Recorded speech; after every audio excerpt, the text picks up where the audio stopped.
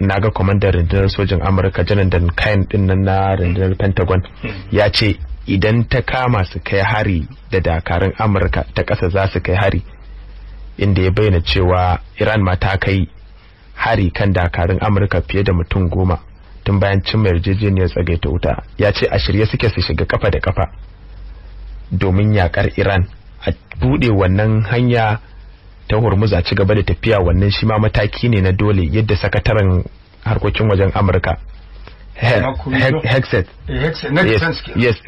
shine ya faɗa ba.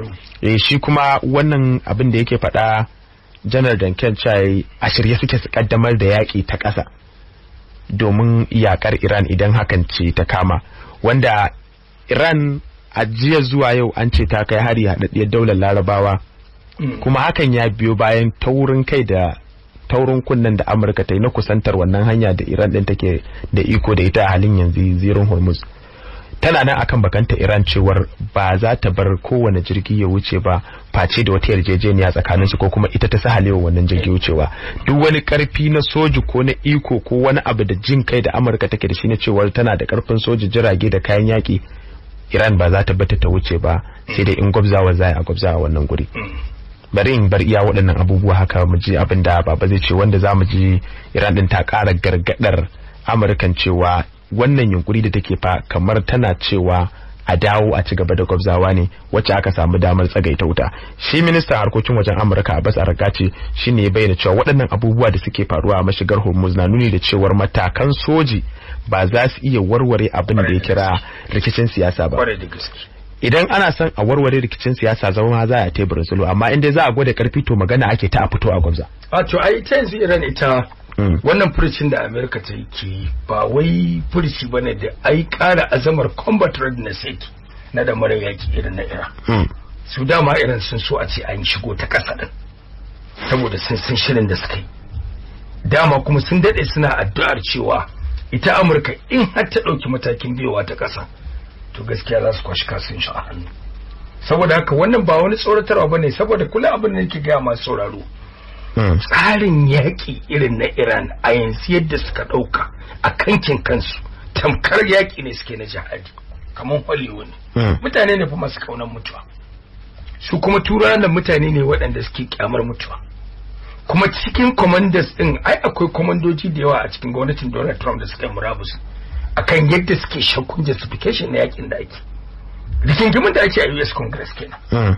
Manya-manyan 'yan jam'iyyar Republican masu gashin bakin naki da mai kauya yau an waye gari su suke yakan Trump su daga cikinsu, saboda babu fa'ida babu riba ga yakin da ake.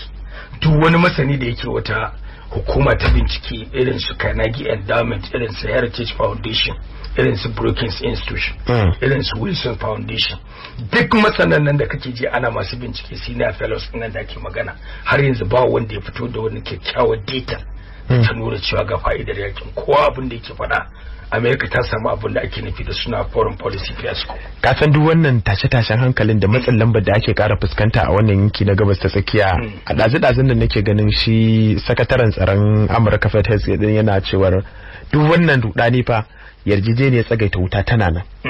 Donald Trump shine kaɗai yake da ikon ya janye wannan yarjejeniya ta tsagaita wuta, ya ce an keta dokokin wannan tsagaita wuta, ko a ci gaba da yaki ko kuma a dakata, yana hannun Donald Trump a cewar sakataren harkokin. Kwarai da gaske to, amma kuma shi Donald Trump din ai babbar masifar da yake fuskanta a nan shine in ya ce a dakatar da yaki to ba a taba samun lokacin da America ta ji kunya a duniya ba, sai ya fi na Vietnam din ma. Ai gudun jin kunyar duniya na faɗa tun farkon da aka fara jirgin makamai a wannan kogi na Bahar Maliya, nake cewa idan ba a yaƙi Iran ba to Amerika ta ji kunya, idan kuma ta yaƙi Iran to Amerika za ta kwashi kashi a hannun da kunya ta fi waccan kunya ta farko da ake faɗa. Wato duk inda ya jingina da shi da mu kuma gumma bacin daɗi wahala ne. Ai Trump ya ga azaba, yana ganin azaba, da ni na tabbata cikakken bacci ba ya a matsayin sa na shugaban Amurka, saboda ko ina matsala ne, a gida zanga-zanga ake, a majalisa an bijiro dukkan manufofinka, a duniya ka ji kunya. Kawayenka waɗanda da suka saba raka kasance ba ma yi saboda yaƙi ke don biyan bukatar ka kadai, ba don biyan bukatar su kadai ba. Duba abin da kullum kiyas tama sai ya fito da sabon bayani. Emmanuel Macron ya fito da irin waɗannan bayanan. Germany ma an ce za a janye mata sojoji da suke jibge 5,000 da suke na America a gurin. Kasashen EU member states yawa suna ganin hoton Amurka irin wannan tafiya, kuma suna kallon rakiya ce wadda ba ta da fa'ida a gurinsu. Wannan matsalolin idan ka tattara su a guri ɗaya, ina Trump yake da kwanciyar hankali. A haka zai dawwama, a ciki zai tsaya. Matukar ya tafi da wannan tsari na posturing ɗinsa da yadda yake ganin za, in yana ganin cewa tsoro da tsorotarwa shine zai sa Iran ta bada kai goriya, har sai ga gwamnati bai samu kwanciyar hankali. Wanda Amurka take yunkurin bi ta wannan hanya, tana kokarin dawo da safarar kayayyaki ta wannan hanya, kwarai da gaske.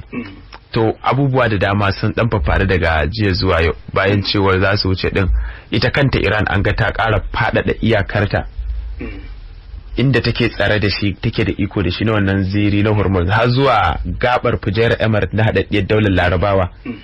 Kuma ta ja kunnen kasar Amurkan cewa duk jirgin da ya matso kusa domin bi ta wannan hanya za ta farmake shi, wanda ake cewar akwai irin jiragen nan masu dauke da na'urorin kakkabo makamai masu linzami.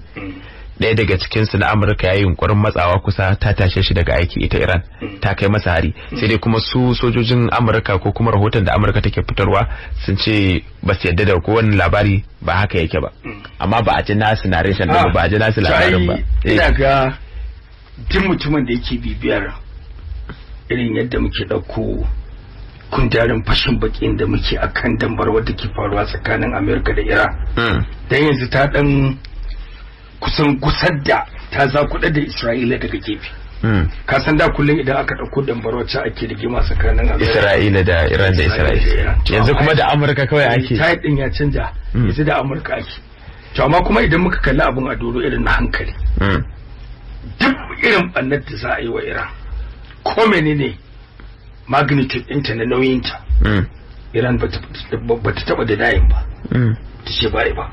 Duk ta'adin da aka yi mata minti 1-2 da yinsa za ta faɗa, za ta ce an mun kaza, an kashe wani, an yi kaza. To don haka me yasa idan ta yi kilimin ta yi ɓanna, Amurka cewa tana denying, tana musanta ba haka bane ba. Abin da yasa Amurka take musantawa, idan ka san gashin kuma irin wanda Bahaushe ke cewa gashin kuma, to irin gashin da Iran take wa Amurka kenan a yanzu.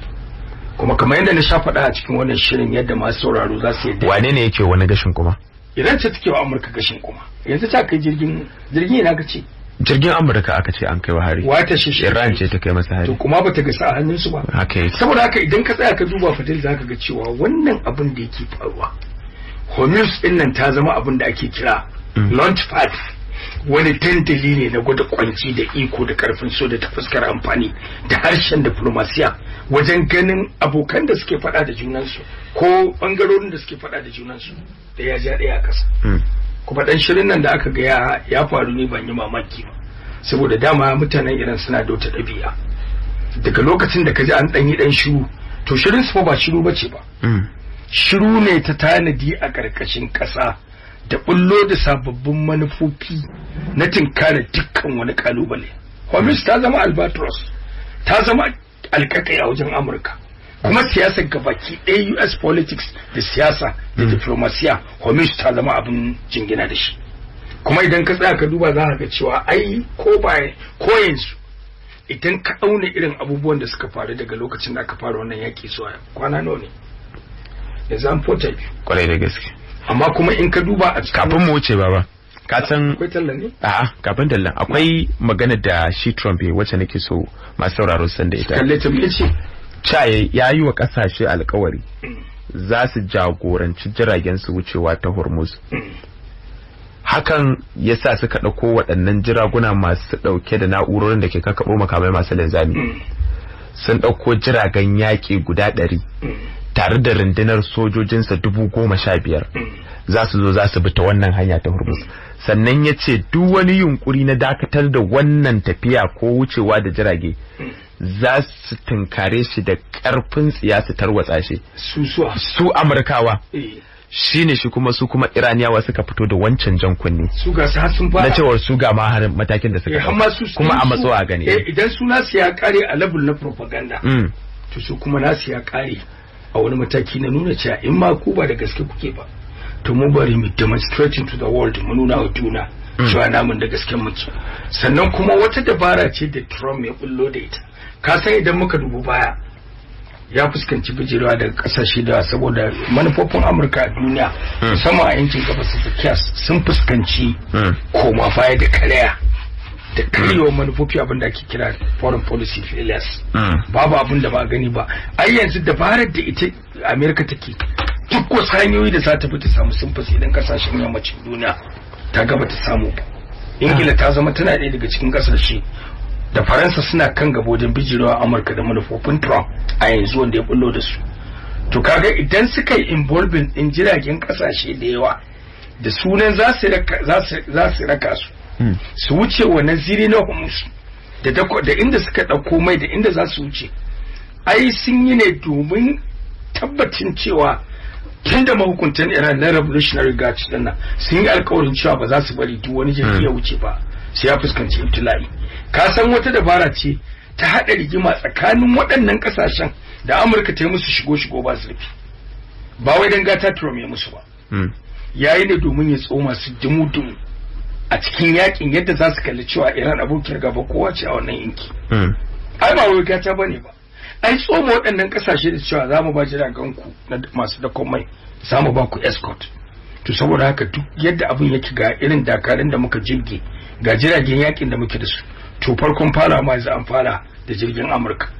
To in ka tsaya ka duba kenan kaga duk ƙasar da ta yadda da wannan lo'odin da aka yi da wannan wato shigo ba zurfi da Amurka take so ta musu, tana so ta yi ne domin tactfully cikin dabara ta yi musu ariftar fadawa yakin ko da ba su niyya ba, domin da ƙarshe idan aka yi lalata jirgin ka ya zo wucewa ta Hormuz to ai zaka ga cewa an ci haddin economic interest ɗinka, da haka barkai act a dabarar Trump kenan. To amma ita irin ta kwana da sanin cewa wannan wani abu ne wanda ba zai tsorata ta ba, wani abu ne wanda ba zai sa ta yi drilling ta sauka daga layin abin da ta yi amana da ta yi imani da shi da amanna za ta aiwatar da abin da take so. Abu ne wanda ba zai fi kuma kamar yadda nake faɗa duk wannan dabarun da ake yanzu kasashen da suka riga suka ɗauki mataki ta fuskar diplomasiya ba za su mana a Amurka ba za su shiga ba, saboda duk abin da kamar yadda shugaban Ingila yake faɗa Keir Starmer ce duk mun tsaya mun kalli Trump ba shugaba bane wanda duniya za ta yi amana da manufofinsa. Yace kuma yakin nan da ake it's not a British war, ba yakin kasar Birtaniya bane, yace it is purely an American war, yaki ne na Amurka. Saboda haka ba za mu yadda ba mu kashe kudaden mu mai amfani da dakarun mu mai amfani. Kwanan nan Trump ya wuce magana ban sani ba ko ka gani, ya ce cikin watanni 6 masu zuwa sojojin Amurka da suke da military base a Germany wanda tun lokacin yakin duniya na biyu aka station na su lokacin Hitler ya ce za a janye su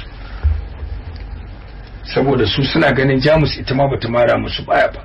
Abinda Trump bai gane ba, bayan yakin duniya na biyu da aka yi fadar mulki ta Bundestag majalisar mulki ta Germany ta tsauna ta yi biyun din loss na yaki da aka yi Nazi Germany. Maganar military adventures irin wannan shiga shiro ba shanun na nuna karfin soja Jamus ta yi ban kwana da su. Magana ta dauki dakarun su sa military boat da su rike da bindigokin yaki da yakutan kuna masu sulke abinda suke ban kwana da shi kenan. To saboda haka idan ya riga ya duba ai su abin da yasa bukatar tabbatar da sojojin America a wannan yanki na Germany ya zama ma kama abu ne wanda amfanin sa ya wuce, saboda Germany ba ta da expansionist ambition, ba ta da tsari na buɗe iyakokinta da mamaya a ƙasashe daban-daban. Wannan ya wuce ni yana cikin dokokin da aka yi reviewing bayan yakin Hitler, bayan faduwar Third Reich fada mulki ta Hitler.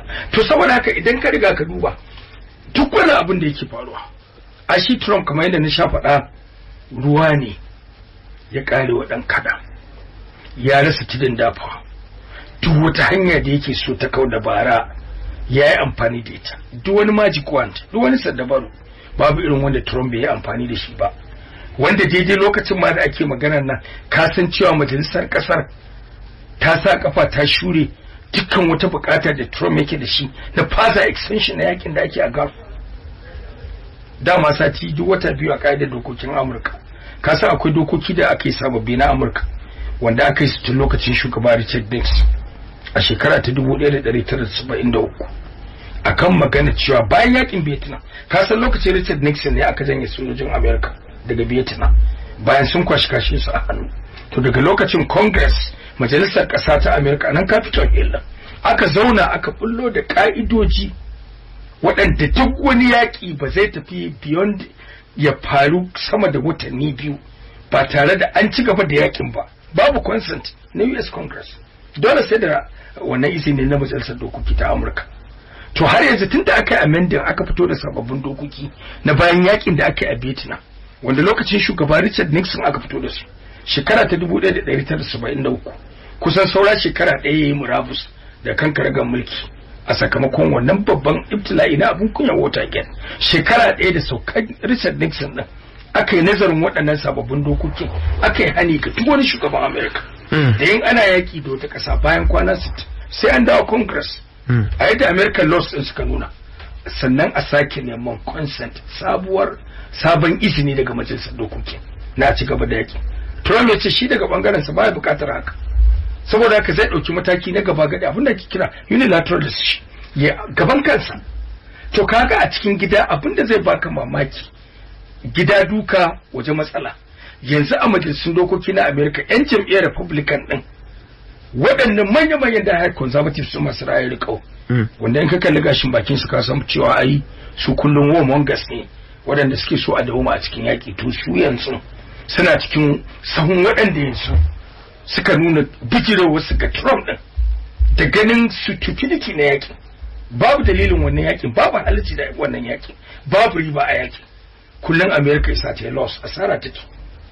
Duk kwanan ɗayan duniya daga safiya zuwa dare fadin sai America ta rasa dala na buga dala biliyan ɗaya. Yanzu kwana 60 da yan kwanaki da fara yaƙin, ai kaga yanzu ka iya cewa America ba karamin makudan kuɗi ta asara ba. Banda asarar kuɗin na yau da kullum, akwai asarar hare-haren da Iran take kaiwa a dukiyoyin Amurka a yankin Gulf, sai ka hada da wannan asara. Sannan kuma akwai asarar da a dalilin yakin su ma kawayen Amurka waɗanda suka yi allan sha da Amerika din, su ma akwai asarar da suka yi daga bangaren su. Har kuma ma saboda shi Trump yana da masu baki da me ake cewa kunu irin nashi kunan da yake shi a Trump din, har ma yake fa gargadar su waɗannan ƙasashe na yankin Gulf su tuna bayan an gama yakin nan da asarar da Amurka ta yi a bases ɗinta, a sansanoninta da kadarorinta da dukiyoyinta a wannan yanki na Gulf, to su tabbatar da cewa su sai su biya Amurka. Kuma na yi imani, bana shakka, bana boka, bana ma, amma ina tabbatar maka da cewa sai an waye gari waɗannan ƙasashen sun biya wannan compensation na. To saboda haka ai idan ka duba Iran tara musu gajiya take, kuma idan ka duba irin makaman da Amerika take amfani da su, makamai ne wanda duniya ta yi da zamani yana tafiya da su, latest makamai ne, sophisticated weapons ne, makamai ne wanda zamani ke tafiya da su, amma kuma makaman da Amerika take asara su ne. Ita kuma irin tana amfani da locally made weapons, makaman da ake kerawa a cikin gida, wanda nauyin asarar kuɗin makaman bai kai rabin nauyin asarar makaman da Amerika take amfani da su. Saboda haka wannan abu da nake faɗa, nakan ce duk wani abu da za a yi na kai ruwa rana, ina nan fadila kan bakana. Iran ba za ta ne ba da kai bori ya hau ba. Kuma wannan abubuwan da ake ai ya nuna wa Amerika cewa in su gani suke abun wasa ne. Kuma har nan da za a yi na jiragen nan da za su wuce a Hormuz, abu ne wanda zai shiga ba. Sai dai in ita Amerika din za ta kalli stupidity na illar wautar bulluwa da wannan tsari. Dama hikimar ai wani strategic abin da ake kira trick ne, wata dabara ce ta cimma bukatar Amurka ta wata hanyar yin arifta ga kasashen da ta ce ku ɗauko man naku, ku ce ta Hormuz din, za mu ba ku protection, muna da sojoji 1000 lokaci wanda za su wuce sojoji 15,000 na Amerika da za su ba da kariya kwarai da gaske, wanda za a tafi tare da su, masu shirin ko ta kwana in ma yakin ne za a cikin kan zero Hormuz din a yi da su. A to ai abin ma da Iran tafi so kenan. Sannan kuma abin da ya kamata ita Amerika ta tare da jirage guda 100 tare da koma da wani in ka kalli jirage guda 100 ta adama ana irin haka, drones nawa Iran take amfani da su a yaƙe-yaƙen da take da Isra'ila da sauran kasashe.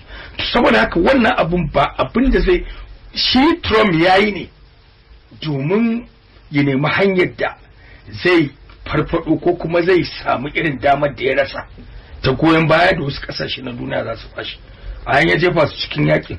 Yau a ce akwai wata kasa da Iran ta yi destroying din jirginta da misa, gobe wata kasa ta zuciya Iran ta yi destroying ta lalata a jirgin da kwan manta da wani makami mai lintsami. Shi wayan Trump ai zai sa waɗannan su zama a gripped, su zama ran maza ya ɓaci, su ce to shikenan muna goyon bayan Amurka. To kaji ta hanyar da ya bullo da ita. Amma waɗanda suke da wayewa a cikin su irin su Birtaniya ba za su yadda da wannan tarkon da Trump ya dana ba, saboda sun san Trump ba abokin tafiya bane. In ka duba shekarun baya wani hoɓɓasa ne America ta bullo da shi a United Nations, a Majalisar Ɗinkin Duniya, da Birtaniya da Faransa ba su bi shi ba. Kaga veto wielding powers suna da kujerar naki, suna cikin 'yan kwamiti guda 5 na tsaro na Majalisar Ɗinkin Duniya. Ba wani abu da Amurka take bujirowa da shi da waɗannan ba sa mara mata baya. Amma abin da mutum zai tambaya a nan, me yasa wannan goyon bayan ya rauni a yanzu? Saboda sun farke layar Amurka, sun gano kutungula Amurka, sun gane duk wannan abin da ake don biyan bukatar American national interest, ba don biyan bukatar su ba. In kuma don biyan bukatar Amurka ne kadai, ba don biyan bukatar su ba, to su menene fa'idar shiga cikin tsarin da su ba su da amfani a ciki? Sai riga sun gane wannan din ma crumbling zai lalace with time, ba inda za a ci. Iran ba za ta sauka daga kan layi ba, ina tabbatar da masu sauraro.